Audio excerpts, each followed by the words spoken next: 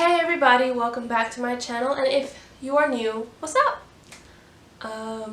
In my previous video, I had said that I was going to talk about the college application process since it is like college season. So here we are. I have an entire list of points that I want to get to in this video.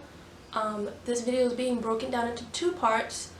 The general application process, and then steps that I took to apply to my major. So if you stick around to the end of this video, there will be a surprise.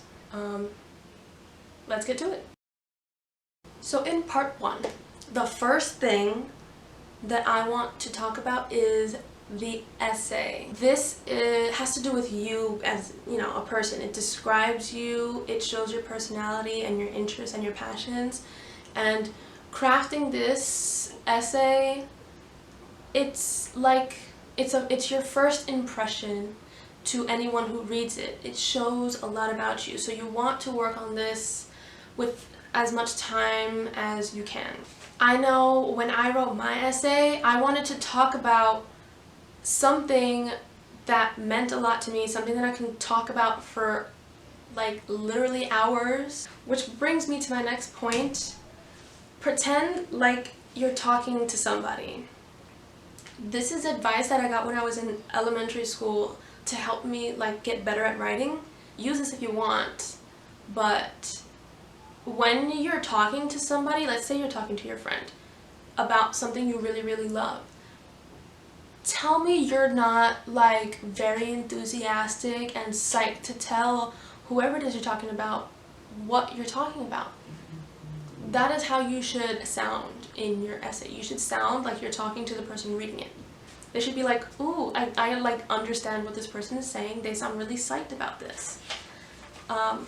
Yeah. Try to be unique. Try to be as unique as possible. These people have read millions of essays in their lifetime. Yours is probably not going to be as special as the next person, but you are an individual and you're your own person, and you can always tweak it to where it resembles you. Just make sure, you want to make sure that you stand out somehow. If it's with the language, if it's with the structure, if it's with a topic, just make sure you are memorable. The second point that I want to talk about is research. Now, I don't know about anybody else, but I know when I was researching schools, I loved to look at their the classes that they offer. If you are psyched about the classes that a particular school offers for the major that you're interested in, probably you should apply. You should probably apply. You should especially apply if the programs or classes that a school offers is specific to that school. If no other school has the class that school that you're researching offers and you really like it, give it a shot, because you never know.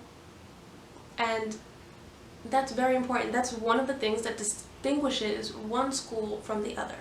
I know when I was researching schools, I remember this so well. There was a class in one of the schools, I'm pretty sure it was a psychology class, but it was a class that anybody can take. It was kind of an elective sort of, but it was under this special program that the school implemented, and the class was murderers, zombies, and something else. It had psychology built into it, but it was about crazy topics like that. So things like that that really distinguish a school. So research the classes, read the descriptions, do your reading. Location.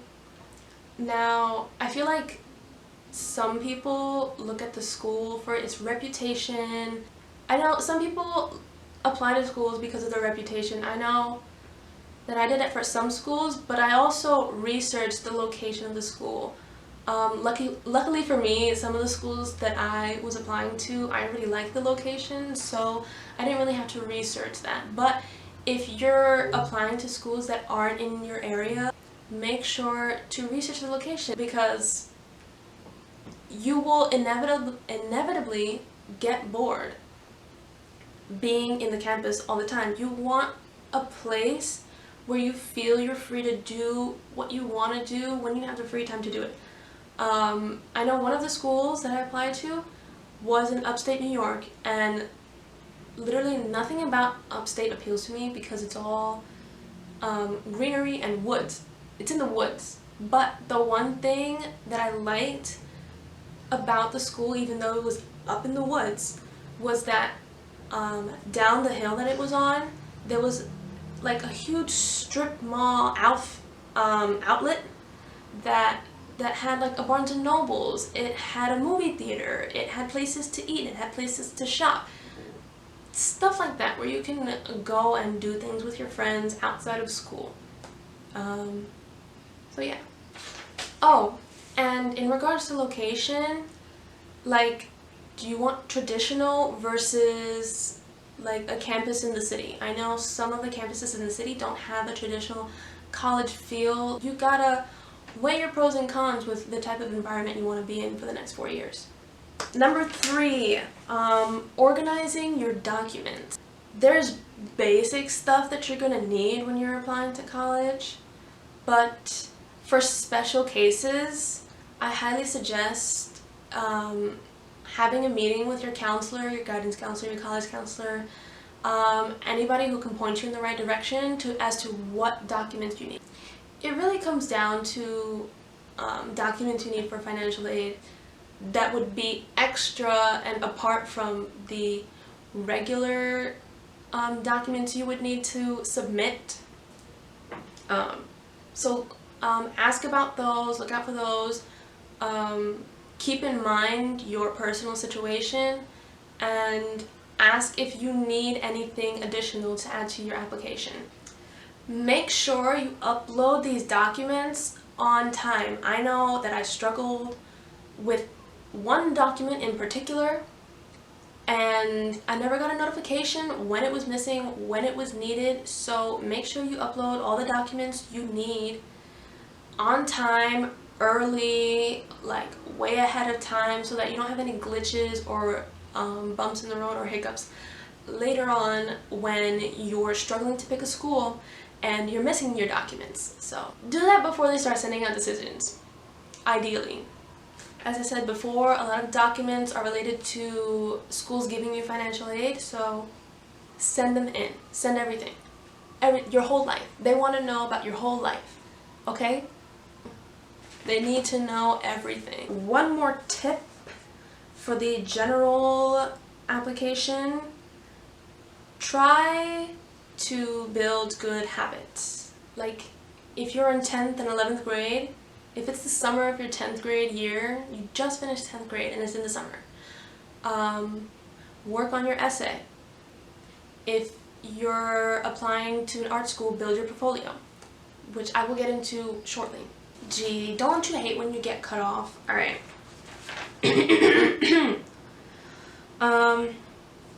So I was at checking your email, I think. Constantly do it. Do that. Check that email for updates, for alerts, for announcements, whether it has to do with your application or things going on in your school or things you signed up with that email. Just keep on top of that email. Speaking of checking things, check the portals for each of the schools that you apply to. I know I should have done this earlier, but again, it wasn't a problem for me, for reasons that I'm not going to explain right now. Check your portals, because colleges won't always send you emails about stuff that you're missing. They will say it on the portal. So check your portal as if you were checking your email. All of the portals, check them. Do yourselves a favor, because you never know what documents you're missing, and you might find out way later in the game when you're like stressing out and struggling to pick a school and you need to add a document because you don't have enough financial aid, but like that's a nightmare you want to avoid. And I'm telling you to check your portals because some of the announcements of missing documents will be on there. Speaking of all of the different portals you're gonna have, keep a list of all the logins that you need, like all the passwords, all the usernames, all the pins. Make a list, put it in your notes on your phone. I know people have a note app on their phone. It comes with the phone. Put it in there. Write it down, put it in notes, have a list somewhere that is accessible, easy. You don't want to have to write this list down later down the line when you've reset all your passwords 3 times and you don't remember if you need an exclamation point or a period at the end. With being on top of things, you want to make sure you have all your documents in order. If you need to add additional documents, add them as soon as possible. Get them from your counselors, anywhere you need to get them from, fill them out and submit. There's a point on there.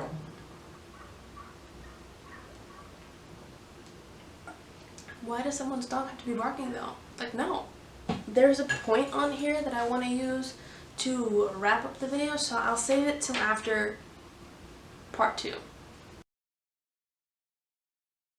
Alright, so part 2 has to do with applying to an arts major. I specifically applied to, oh my god, this dog.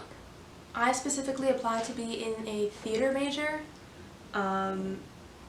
the non-acting side of it, so I had to, instead of audition, create a portfolio and attended interviews. So I'll be talking about those 2 things briefly. If you want another video about that, just let me know. So number 1, getting your portfolio ready. The first thing, obviously, would be to gather your materials, gather anything you would need to construct this portfolio for. Go on the website for the major, go on to portfolio requirements, and gather the materials needed for that portfolio.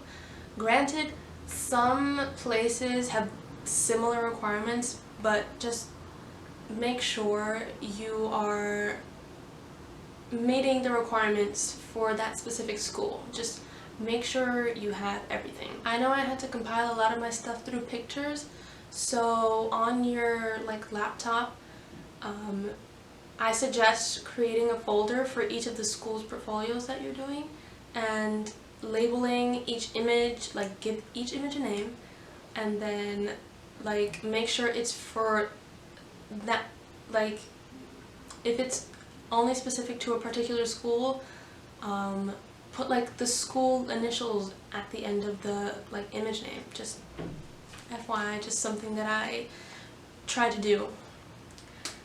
Now, this is just a personal thing that I went to that I thought would be interesting to share. Make sure you apply to the correct portfolio or audition review date and session.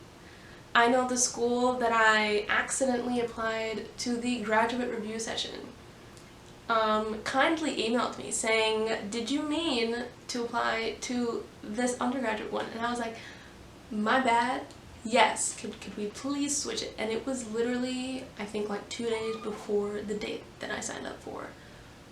So other schools might not be as courteous, but just make sure you're on top of that. When compiling your portfolios, if they do, and a lot of schools most likely have this option, to put in extra items into your portfolio, I highly suggest adding some variety. Yeah, I suggest doing that because then it shows your versatility as an artist. Okay, interviews. And this doesn't necessarily have to just be specific to arts majors. You can get called into an interview for a school just generally. Yeah. Be the professional version of yourself. Be yourself, but more professional. You want to be friendly and approachable and likable because you want them to want to have you at their school, in their program. Show that you are willing to step out of your comfort zone, work with other people, and collaborate. The arts is all about collaboration, and if you are willing to open up to the possibilities, then it makes you more desirable. In the point of interviews, brainstorm questions they could possibly ask you. Let's see. Okay. So, my camera cut me off yet again. Think about questions that the person interviewing you might ask you. For instance, they are going to ask you about the things you put in your portfolio. So, what I suggest is thinking about why you chose to put those items into the portfolio and have an explanation ready to present when you're at your interview. You will get nervous, but try to ease the nerves by knowing that you're there for a reason. I feel like if you're there with a purpose, you will be less nervous about it. If you are confident in the work that you present, you will do fine. You will do okay. You will do your best, and that is all anyone can ask. The one question that they will ask you and that I dread like trying to explain, there's a couple. Where do you see yourself in X amount of time? And why you want to go to that school? Those are two worst questions to ask me personally. I don't know about any of you, but they stress me out, okay? So if you're like me and those questions stress you out, try to think about ways of answering them. Of course, the question that they ask about why you chose to go to the school, just explain why you like the program, what attracted you to the school in the first place, things that excite you about the program. They want to know that you're excited to be there. You want to have something specific to you that tells them about you and why the school fits you. Ultimately, when you're choosing a school, you want it to fit you, not you fit to the school. That's all I gotta say about that. Lastly, for interviews, I try to end my interview with a nice handshake, but now that we're in the times that we're in, who knows where handshaking culture is gonna go? Maybe it'll disappear. Who knows? But just like, I'm not a fan of the elbow thing, to be honest. I'm more like Howie Mandel, and I'll just like fist bump it, or just like give a little prayer hands of gratitude, just bow the head. Something to show your appreciation for their time. Like, all these people want is to see your potential and see how you can rise to the challenge. They want to see you grow. So that's all they're really looking for, to see if you're open to that. So just thank them for hearing you out, because at the end of the day, they're the ones that are going to either accept or reject your application. Honestly, I think so. I think, like, the person who interviews you, like, 100% give the best impression you've ever left on someone. Just leave it out there. You want to be memorable. You can say something that you relate to them with. If they relate to you, like, relate to them. Build a bond. Another thing, when they wrap up the interview, if you feel like your interview went too short and they ask you, do you have any questions? Have questions prepared. Be curious. If you're curious, they will remember your curiosity. Trust me. Just have a conversation. That's literally all these interviews are about. It's just a conversation. It's not grilling you on questions. It's not an interrogation. They're not picking apart your portfolio. They want to get to know you better than the essay, better than your extracurricular list on your application. As a person, they want to know your vibe. They want to vibe with you, okay? Vibing. Okay, so the last point that applies to both parts is like being emotionally like stable, because this whole process can take a toll on your well-being mentally. and stay motivated. One thing that helps me like stay motivated to do things like film these videos is practicing time management. Actively work on time management. So if the environment around you is organized, you will have the time to organize and do things that you want or need to do. Set alerts and reminders to help you stay on top of deadlines when it comes to the application process. For the emotional aspect, be open to all of the possibilities, all of the possible outcomes, whether you could be waitlisted, rejected, or accepted. Just be aware that those are all things that could happen to you, no matter how immaculate your portfolio or your essay or your application is, no matter how many extracurriculars you have. It's holistic. This application process is holistic. It's about you in entirety. So just because you have like an oversaturated list of extracurriculars, or like you're an A+ student, that's not always going to guarantee you a spot in the colleges that you apply to. Sorry. Speaking of like the downside, things that might, make you sad.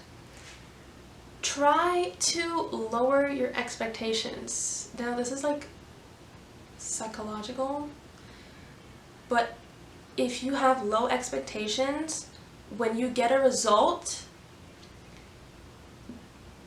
like depending on what you expected to happen, it may either be better or worse than you expected. Just remember that there are thousands of people applying for the same spot as you. Realize early on that you might not get that spot versus somebody else. It's a fact. And this is like my golden rule. This kept me sane throughout the entire application process through decision day. Do not be attached to any school that you apply to. I know people have like their dream school, or it's like a family legacy that all their family members went to that school, or it's just their dream school and they really, really want to go. I gradually grew out of that mindset. Example, there are schools that are like super famous and it feels like the entire world wants to go there.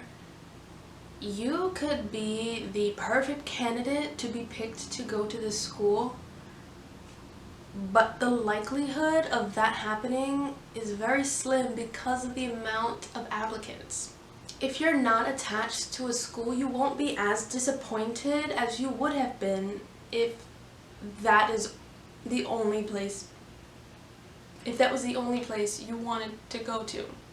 And again, you never know really which school is going to pick you, because at the end of the day, you're being judged on yourself as a whole and like your abilities to accomplish certain things. They are looking at you as an entire person, not just through academics and not just through extracurriculars and not just through a portfolio if you have one. They're looking at the bigger picture to see how well you can succeed in their school.